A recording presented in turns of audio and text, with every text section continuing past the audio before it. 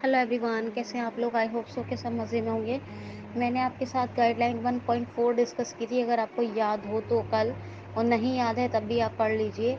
अब हमें 1.4 it is very tough and very hard also. यहाँ पर आपको बहुत से सक्सेस क्राइटेरियाज, बल्कि सबसे ज़्यादा अभी तक इसी में पढ़ने मिलेंगे, जो परसिवेबल फर्स्ट प्रिंसिपल की चौथी गाइडलाइन है।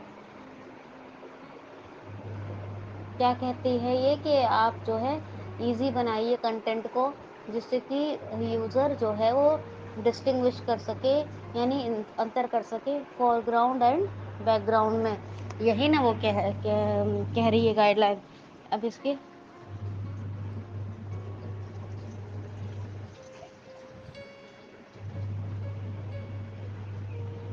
सक्सेस क्राइटेरियाज हैं जो हम डिस्कस करेंगे। 1.4.1 यूज़ ऑफ कलर। क्या कह रहे हैं कि colour colour should not be used by color is not should be used by sole method। यानी कि इसका मतलब ये है कि कलर अगर आप यूज़ करते हो तो उसका भी एक रेशियो मेंटेन होना चाहिए। खाली किसी भी चीज़ को कलर से ही आइडेंटिफाई नहीं करना चाहिए। जैसे कि आप फोरग्राउंड और बैकग्राउंड की बात करें तो कह रहे हैं कि 3:1, 3 आपका फोरग्राउंड का रेशियो होना, सॉरी, और 1 बैकग्राउंड का होना चाहिए।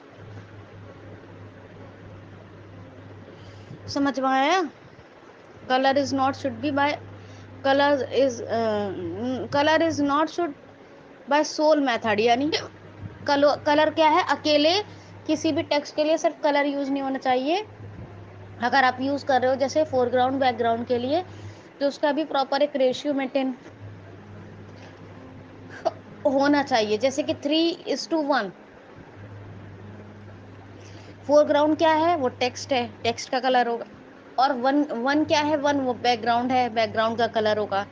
तो ये 3:1 इस तरह से। पानी पीती हूँ अभी, आप ये लेक्चर रिकॉर्ड कर लूँ बस। हाँ, तो 3:1 यानी कि 3 फोरग्राउंड का है और 1 बैकग्राउंड का है। तो इस तरह से रेशियो मेंटेन होना चाहिए। मतलब एक मैं आपको एग्जांपल देती हूँ। एक टेबल है, मान लीजिए मैंने उसको कलर दे दिया, और दूसरी टेबल को भी, दूसरी टेबल प्लेन है। तो कौन सी टेबल सही है। मतलब कलर मैंने टेबल को देने के साथ साथ मैंने उसमें लिख दिया कि रेड कलर का टेबल है, और दूसरे टेबल में मैंने कुछ भी नहीं लिखा। तो टेक्स्ट का कलर तो खुद एक देना पड़ता है। या तो टेक्स्ट को पूरे को कलर दो, या फिर टेक्स्ट को आपने पूरे को कलर दो, या फिर नहीं दिया है पूरे को कलर, तो टेक्स्ट कलर जो डिफॉल्ट है वही है। तो अगर आपने दिया है तो इस हिसाब से दें कि मतलब बैकग्राउंड का कम हो, और फोरग्राउंड का यानी टेक्स्ट कंटेंट का ज़्यादा हो, इस हिसाब से दें।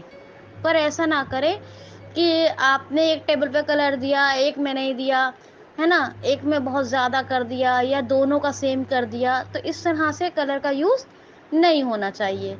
I hope. और लेवल, कन्फॉर्मेंस लेवल कौन सा है, ए। कौन सा है कन्फॉर्मेंस लेवल, ए। तो colour is not use alone. ठीक है, अकेले सिर्फ कलर को यूज मत कीजिए। कलर अगर यूज कर रहे हैं तो उसके लिए कंट्रास्ट रेशियो को मेंटेन करके चलना पड़ेगा।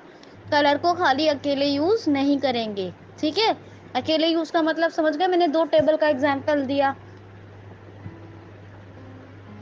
अगर कर रहे हो तो फोरग्राउंड का अलग रखो और बैकग्राउंड का उससे कम रखो।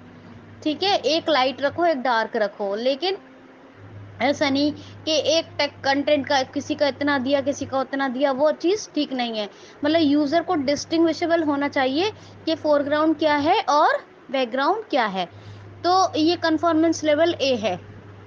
दोस्तों, आपको WCAG 2.1 पढ़ना है, 1.4.1 पढ़ना है। यूज ऑफ कलर, कलर का प्रयोग, रंग का इस्तेमाल, और किस तरह से है उसको अच्छे से पढ़ना है, ध्यान से पढ़ना है, तभी आप समझ पाएंगे। जितना मैं आपको बताती हूँ उतना सब आपको पढ़ते हुए चलना है। और ये भी देखना है कौन सी चीज अगर कोई वेबसाइट देखते हैं कि किस सक्सेस क्राइटेरिया के थ्रू ये फेल हो रही है या पास हो रही है। तो आज के लिए इतना ही, कल फिर से मिलते हैं एक नए, कल नहीं, कल छुट्टी रहेगी, परसों मिलते हैं, कल दशहरा की छुट्टी। सबको बधाई, परसों मिलेंगे। Thank you so much.